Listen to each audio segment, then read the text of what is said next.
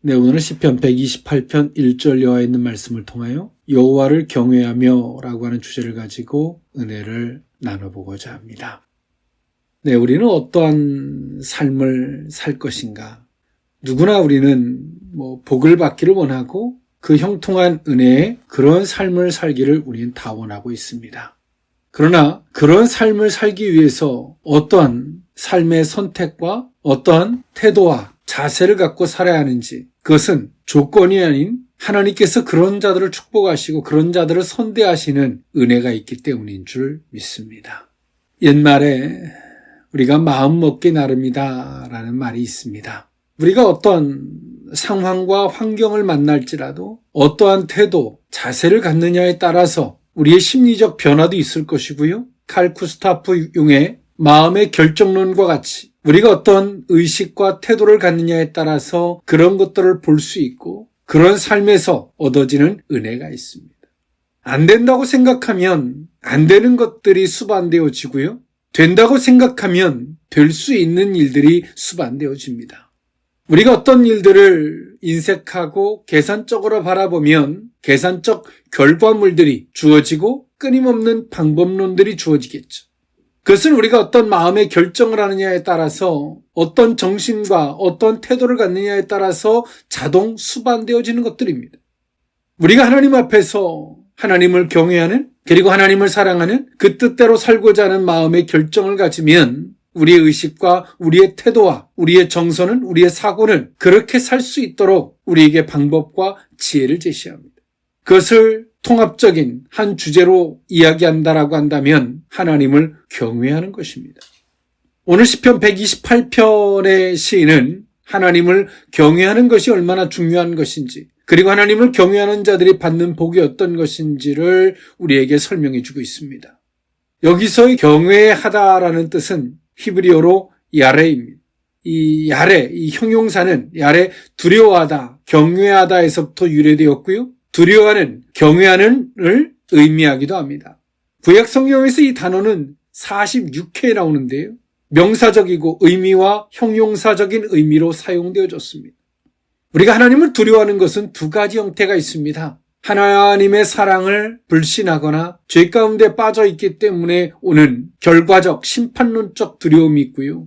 하나님의 존재에 대한 경외와 그분에 대한 실존과 그분에 대한 실체를 알기에 거기서부터 오는 상대적인 두려움이 있습니다. 그런 두려움, 그런 하나님에 대한 경외함은 당연히 죄악을 떠날 수밖에 없게 하고 하나님과 부합되어지는, 하나님과 연합되어지는 방편이 될 줄 믿습니다. 우리가 하나님을 알면 알수록 그분에 대한 경외심이 생깁니다. 그러나 우리가 하나님을 알아가는 것들이 멈추면 우리는 하나님을 경외하기보다는 내 입장에서 하나님 앞에 명령하듯 기도하게 돼 있고 하나님을 알아가는 것이 멈추면 우리의 목적과 우리의 문제 해결을 위한 하나님을 수단과 방법의 도구로 삼습니다. 그러나 하나님을 알아가는 것들이 멈추지 않으면 하나님을 알면 알수록 그분에 대한 경외심이 생기고 그 하나님을 향한 경외심과 두려움은 당연히 죄에 대한 경계치가 생길 것이고요. 하나님 앞에서의 의로운 삶, 그 뜻대로 살아가고자 하는 삶, 우리 어떤 육신의 본능적 욕구든 우리 어떤 탐욕적인 이성적이고 이치적인 이 논리를 부인할 수 있는 원동력과 힘이 생길 줄 믿습니다. 올 한 해에는 우리는 그 어떠한 방법과 수단을 찾는 것이 아닌 하나님을 알아가는 것이 저와 여러분들에게 지속되어질 수 있기를 원합니다. 오늘 시편의 시인은 하나님을 경외하는 것이 과연 어떤 것인지, 잠언서에서 솔로몬은 하나님을 경외하는 것이 곧 지혜의 근본이라고 이야기했고요. 그 지혜는 하나님을 경외하는 데서부터 온다라고 이야기했죠. 성경은 하나님을 경외하는 것을 그 핵심 요지로 갖고 있습니다. 인간의 입장에서 보면 구원이고요. 하나님의 관점에서 보면 하나님을 경외하는 것입니다. 하나님을 경외하는 자들에게는 당연히 그 모든 것들이 수반되어지는 것인 줄 믿습니다. 네, 오늘 이 본시는 시편 127편 앞시에 이어서 계속되어져서 여호와를 경외하며 그의 도를 행하는 자가 얻게 될 축복이 언급되고 있는 것이 오늘 시편 128편의 시입니다. 특히 여기에서는 그러한 축복이 개인적인 차원에서 그치는 것이 아니라 그를 통한 그 가정과 후손의 축복에 더욱 초점을 맞춰서 그 구체적인 축복들이 언급되어지고 있습니다. 실로 한 개인의 의로운 신앙은 공동체적인 축복까지도 수반하는 복된 것이라고 할 수 있습니다. 옛말에 눈길에서는 함부로 뛰지 말라는 말이 있습니다. 그 말은 눈밭에서의 누군가의 발자국은 뒤를 따르는 사람들의 길잡이가 될 수 있기 때문이죠. 이처럼 하나님 앞에서 의로운 자들의 발걸음은 자신의 한 개인을 넘어서 가정과 이웃과 더 나아가서 국가와 세계 열방에 미치는 선한 영향력이 된다는 사실을, 또 그로 말미암아 그 축복이 승계되어지고 지속되어짐을 시편 128편의 시인은 우리에게 말해주고 있습니다. 오늘 이 본문에서 말하고 있는 시편 128편의 핵심의 요지로 말하고 있는 여호와를 경외하는 것, 그 의미를 세 가지로 나누어 살펴보고자 합니다. 첫 번째로는 그의 길을 걷는 자마다입니다. 시편 128편 1절에서 2절에 있는 말씀인데요. 여호와를 경외하며 그의 길을 걷는 자마다 복이 있도다. 내가 내 손이 수고한 대로 먹을 것이라. 내가 복되고 형통하리로다. 아멘. 오늘 시편 128편의 시인은 보다 더 직설적이고 직접적인 표현을 통하여 여호와를 경외하는 것이 과연 어떤 것인지를 우리에게 말해주고 있습니다. 하나님을 높이고 그 이전에 하나님을 알아가는 것이 있어야지, 하나님을 알면 알수록 그 깊이가 더해지면 더해질수록 당연히 거기에서부터 오는 경외심이 있죠. 기독교는 신이 인간을 찾아와 준 종교입니다. 기독교의 스타트는 이처럼 하나님께서 인간을 찾아와 준 은혜, 값없는 은총으로부터 시작되어지지만 이후에 우리는 하나님께서 우리를 찾아온 것으로만 만족하는 것이 아니라 그 하나님을 알아가는 것들이 우리 속에 있어야죠. 기독교는 그렇다면 하나님이 우리를 왜 찾아왔을까요? 인간은 죄로 말미암아 완전히 타락하여서 인간이 더 이상 신을 찾아갈 수 없는 상태가 되었기 때문에 신이 인간을 찾아와 줄 수밖에 없는 그 은혜가, 그 긍휼이 필요했습니다.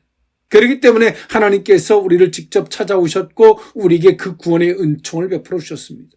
그 다음에 그 이후에는 계속 하나님께서 어떻게 해주겠지가 아니라 하나님 우리를 찾아와 주신 이후로부터 우리는 그 다음에는 우리가 하나님을 알려고 하는 것들이 우리 속에 있어야 합니다.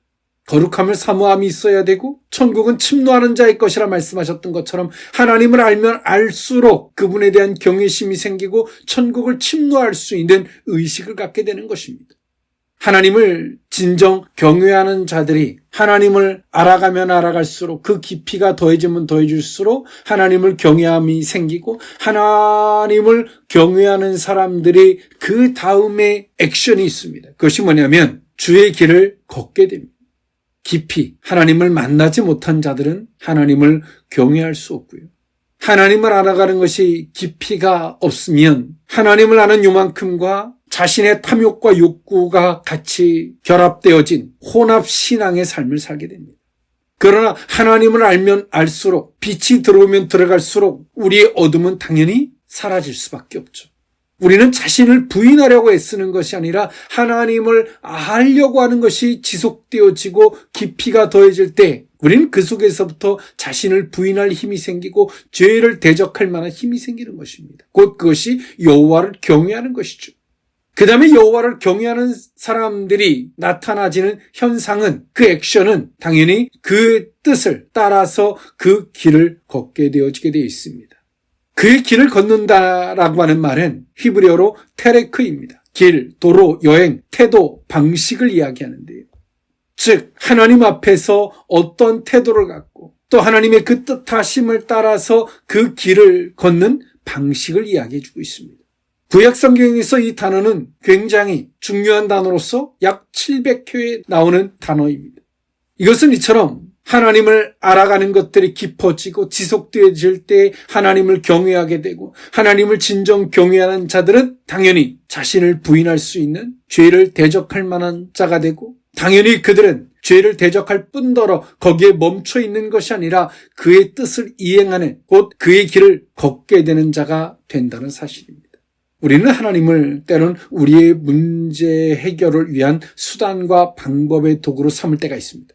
하나님을 경외하는 자가 복을 받는다고 하니까 우리가 하나님을 경외하는 방법을 찾죠. 어떤 것이 하나님을 경외하는 것인가?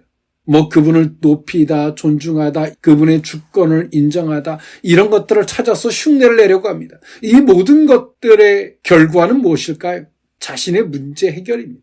하나님을 아는 것들이 깊어지면 당연히 거기서는 하나님의 주권을 인정할 수밖에 없고요. 하나님을 알면 알수록 그분의 질서를 인정할 수밖에 없습니다. 올 한 해는 하나님을 아는 것들이 멈춰 있다면 하나님을 아는 것들을 지속할 수 있기를 원합니다. 하나님을 아는 것에 대한 깊이가 더해질 수 있기를 원합니다. 그렇게 할 때 우리의 발걸음은 당연히 주의 길을 따르는 제자된 삶을 살게 될 줄 믿습니다. 이것은 억지로 되어지는 것이 아니라 인간의 힘으로 되어지는 것이 아니라 방법으로 되어지는 것이 아니라 오직 그분의 은혜로 되어지는 것입니다. 모세는 자신의 영역 속에서 하나님을 아는 만큼 그는 애굽에서 그 의로움을 따라 이스라엘 백성들을 지켜주고 싶었지만 거기까지였습니다. 그가 미디안에서 시내산에서 하나님을 만났을 때, 하나님에 대한 깊이가 생겼을 때, 자신이 알고 있는 하나님의 영역이 전부가 다 아니라고 하는 것을 깨달았을 때 모세는 하나님에 대한 경외심, 하나님에 대한 두려움이 생깁니다. 그것들이 기반이 되어져서 모세는 하나님의 부르심, 그 소명을 따라 애굽을 향해 가죠. 그 전에는 하나님을 아는 것에 대한 깊이가 없을 때는 모세는 하나님을 두려워하기보다는 하나님이 이해가 되지 않는 대상이었고 모세는 애굽의 권력자들을 두려워했습니다. 그리고 자신을 살인자라고 고발했던 이스라엘 백성들이 두려웠습니다. 그러나 모세가 하나님을 만나고 하나님을 알아가기 시작하니까 모세는 오직 두려움의 대상은 하나님 한 분이 되었습니다. 그리고 모세는 하나님께서 두려워하는 그 애굽으로 가라고 할 때, 하나님만이 두려운 대상이 될 때, 하나님만을 진정 경외하는 모세가 되었을 때 모세는 주저없이 애굽을 향해 갈 수 있었죠. 우리가 무엇을 하려고 하면 할수록 그에 상반되게 필요한 요소가 있습니다. 그것은 무엇이냐면 하나님을 아는 것입니다. 구약 성경의 선지자의 앞에 수식어는 하나님의 말씀이 그에게 임하니라 그가 선지자가 되니라. 하나님의 말씀이 그에게 임했기 때문에 그가 선지자가 된 것입니다. 선지자가 되었을 때 그들이 성격이 원만하고 인격적으로 좋아서 그가 품행이 발라서가 아니라 성경은 하나님의 말씀이 그에게 임하니라 하나님의 말씀이 그에게 임했기 때문에 말씀을 소유하고 있기 때문에 그가 선지자가 되었음을 이야기합니다. 주의 길은, 주의 일은, 신앙의 삶은 우리의 품행과 방식을 통해서 완성되어지는 것이 아니라 선택되어지는 것이 아니라 주의 말씀을 소유하는 것입니다. 곧 주님을 아는 것인 줄 믿습니다. 여기선 지식적으로 아는 것을 넘어서 하나님의 간섭하심을 따라 하나님께서 우리에게 오픈해 주심을 따라 하나님을 아는 그 깊이를 이야기하는 것입니다. 하나님을 알면 알수록 성도들 마음속에는 힘이 생깁니다. 그리고 오직 하나님만을 두려워하죠. 그리고 모든 두려움의 대상이 다 정리가 되어집니다. 세상을 만만히 보라는 것이 아니라 하나님만을 두려움의 대상으로 삼을 때 세상이 만만해 보입니다. 인간이 교만해서가 아니라 하나님의 신적 권위와 그 능력을 덧입었기 때문에 세상을 이길 힘이 생긴 것입니다. 오늘 시편 128편의 시인은 하나님을 경외하는 자들은 당연히 그의 뜻에 제자된 그 길을 걷는다라고 성경은 말합니다. 그런 자들이 받을 복은 그들의 수고가 헛되지 않게 하신다라고 성경은 말하죠. 복되고 형통할 것이다라고 이야기합니다. 우리가 수고를 하지만 그 수고가 아무리 노력을 하고 열심을 다해도 그 수고가 헛되어질 때 인생은 희망이 사라집니다.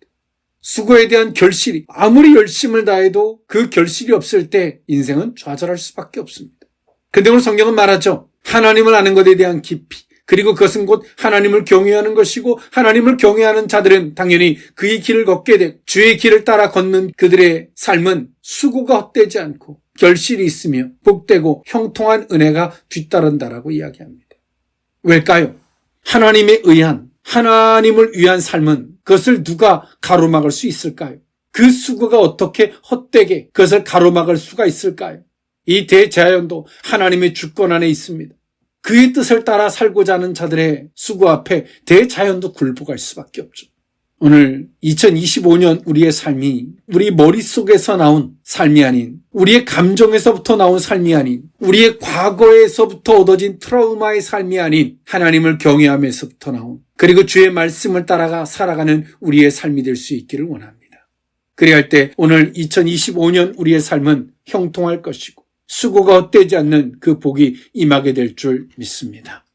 여호와를 경외하며 두 번째 의미는 결실입니다.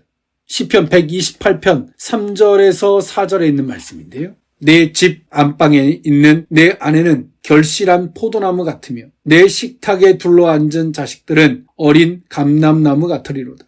여호와를 경외하는 자는 이같이 복을 얻으리로다. 아멘. 이어서 여호와를 경외하는 자들이 받을 복에 대해서 이야기하고 있습니다. 그래 여기서 받는 복은 이제 한 개인을 넘어서 가족들에게 미쳐질 은혜를 이야기하죠. 가정에 임하는 복을 이야기합니다. 한 개인을 넘어서 다수로서 그 복이 임하는 하나님을 경외하는 자, 그의 뜻을 따라 사는 사람들에 대한 한 개인을 넘어선 다수로 이어지는 확장적 그 은혜를 이야기해주고 있습니다. 여기서의 결실한 포도나무는 많은 자녀를 둔 아내를 비유한 말이죠. 이들은 풍성한 포도를 맺은 나무가 이 사람의 기쁨이 되듯이 농부의 기쁨이 되듯이 그러한 여인은 남편의 기쁨이 된다라는 말입니다. 어린 감람나무라는 의미는 큰 감람나무를 자른 곳에서 싹트는 여러 가지들을 말하죠. 이 싹들은 원목 주변에 동그랗게 나는데요. 이 모양이 상에 둘러앉은 자식들과 같음을 표현해주고 있습니다. 오늘 시편 128편의 시인은 하나님을 경외하고 그의 뜻대로 살아가는 사람은 자신뿐만이 아니라 자식들이 받을 복을 이야기하지만 그 자식들은 어디서부터 난다라고 이야기합니까? 나무를 잘라냈지만 거기서부터 다시 새싹이 돋아나고 자라죠. 이와 같이 하나님을 경외하고 그의 뜻대로 살아가려고 하는 자들은 자식들 또한도 그 부모의 뜻을 따르게 된다는 것입니다. 우리는 자식들이 복을 받게 달라고 기도하고 비는 게 아닙니다. 자식들은 부모의 그늘을 보고 발자국을 보고 살죠. 하나님을 경외하는 그 삶을 살면 당연히 그 자식들은 부모의 뜻을 따라 살게 되어 있습니다. 우리가 하나님하고는 상관없는 인간적이고 못된 성품들을 갖고 살면서 자식들이 복을 받게 해달라고 기도하는 것은 어불성설입니다. 그 자식들은 뭐라고 생각할까요? 나는 부모님처럼 살지 않을 거야 라고 하지만 그 부모가 한 대로 그대로 행동하게 되어 있습니다. 슬픈 일이죠. 왜냐하면 우리가 유전적으로 그 피를 물려받았기 때문이라고 이야기하지만 또 한편에서는 무의식적으로 보고 배운 것이 얼마나 무서운지를 성경은 말합니다. 하나님의 은혜는 1000대까지지만 하나님의 그 저주는 3, 4대까지라고 이야기하죠. 오늘 우리들에게 있어서 우리의 신앙은 나 하나의 개인으로서의 의식과 해석이 아닌 가정과 국가, 더 나아가서 세계 열방을 향한 다중적이고 복합적 이런 공동체적인 의식이 필요합니다. 신앙생활하면서 그냥 나 혼자만 내가 그냥 뒤집어지고 흔들리고 그런 것이지 하나의 개인으로만 생각한다면 그것은 하나님을 알아가는 것이 멈춘 자들이고 하나님을 왜곡하여 아는 사람들입니다. 공동체적인 의식을 갖고 나 하나가 사회에 미쳐질, 가정에 미쳐질 영향, 그것을 생각한다면 그 사람은 하나님을 제대로 아는 것이고 그렇기 때문에 두렵지만 그렇기 때문에 그의 의로운 걸음의 삶은 자신뿐만이 아니라 가족들에게 그 결실이 맺혀진다라고 하는 사실입니다. 여기서의 결실은 히브리어로 파라입니다. 열매를 맺다, 다산하다, 결실이 풍부하다라는 의미를 갖고 있죠. 성경에서 이 단어는 30회가 나오는데요. 하나님께서 아브라함에게 그 복을 주시겠다. 99세에 그가 자식을 낳지만 하나님께서 약속을 최초로 주어질 때 하나님께서는 이 단어를 아브라함에게 사용하셨습니다. 그리고 이 단어는 결실로 이어졌고 그 결실은 이삭이라고 하는 약속의 자식과 더 나아가서 믿음의 어마어마한 후손들이 주어졌습니다. 하나님께서는 오늘 우리들에게 있어서 우리들의 삶이 결실의 삶을 살기를 원합니다. 앞선 결실의 삶은 하나님을 알아가는 것과 거기서부터 오는 경외심과 그 경외심은 당연히 그의 길을 걷게 되고 그런 자들의 삶이 결실로 주어진다라고 하는 것이죠. 그런데 여기서의 결실을 통한 성도들이 가지고 있는 의식이 필요한데 의식은 개인적인 의식이 아니라 공동체적인 다수적 의식을 가지라는 것입니다. 하나님이 그들에게 임할 복은 개인을 넘어서 우리가 자식을 위해서 기도하지 않을지라도 자식들에게 미쳐질 은혜로 확장되어진다는 겁니다. 죄도 확장되어지지만 하나님의 복도 확장되어집니다. 이것이 하나님께서 아브라함에게 주셨던 결실의 복입니다. 너를 축복하는 자에게 축복하고 너를 저주하는 자에게 저주하겠다라고 하는 말씀과 같은 것이죠. 2025년 우리의 삶이 결실 있는 삶이 될 수 있기를 원합니다. 한 개인이라고 하는 개인적이고 이기적이고 좁은 왜곡된 의식이 아닌 나는 가정이고 나는 국가이며 나는 세계의 복음의 전파자라고 하는 이 공동체적인 이 다수적인 의식이 보다 더 큰 그릇, 글로벌된 이 의식을 가질 수 있기를 원합니다. 우리는 죄의 전파자가 아니라 의의 전파자예요. 예수님 한 분으로 말미암아 이 땅에 구원이 들어왔던 것처럼, 그러나 반면에 아담과 하와로 말미암아 죄악이 이 세상에 들어와서 저주가 되었던 것처럼, 오늘 우리들의 발걸음이, 우리들의 이러한 의로운 주의 뜻대로 걸어가는 삶이 가정의 복을, 이 사회의 복을, 국가의 복을, 더 나아가서 세계 열방에 의로움의 영향을 미칠 수 있는 저와 여러분일 수 있기를 원합니다.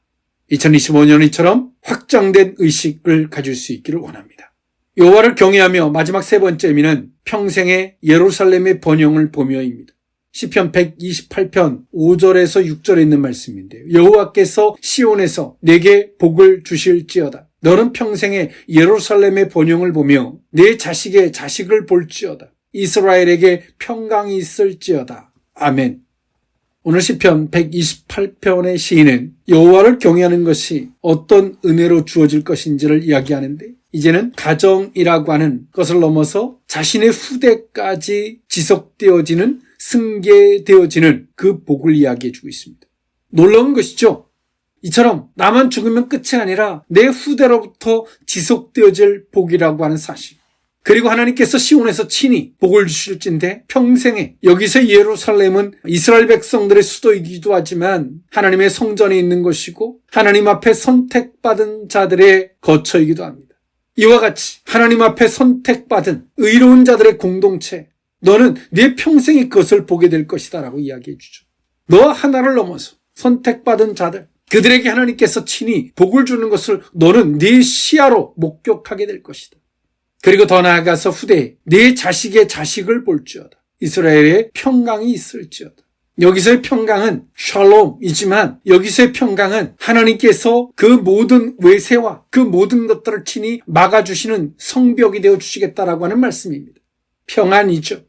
하나님의 백성이, 선택받은 백성이 하나님에 대한 경외함, 하나님을 아는 것이 지속되어질 때 임할 은혜지만, 또 한편에서 하나님을 아는 것이 멈추어지고 하나님에 대한 경외심이 사라졌을 때 인간은 세상을 두려워할 뿐더러 우리의 시야는, 우리가 나뿐만이 아니라 내 주변의 모든 것들을 무너지는 것을 목격할 수밖에 없죠.